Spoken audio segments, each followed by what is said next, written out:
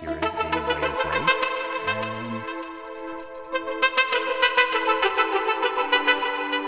okay, after a few seconds, you can see that pins 6, 5, 4, and 3 are set, and then 2 and 1 are in a false set.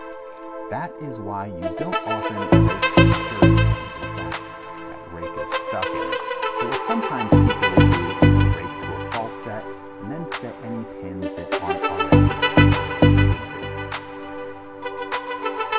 That can be the fastest way in, but I tend to just single pin pair. Okay, let's finish this up by picking with a Leashy tool. Often asked if a Leashy tool can be used to pick security pins. The answer is, of course, yes.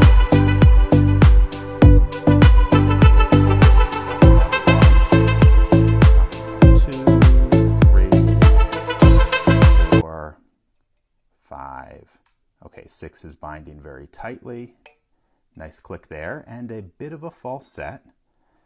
Okay, counter rotation on 1, 1 is set. Counter rotation on 2, 2 is set. Counter rotation on 3, 3 is set. Counter rotation on 4, 4 is set. Counter rotation on 5, and we got this open.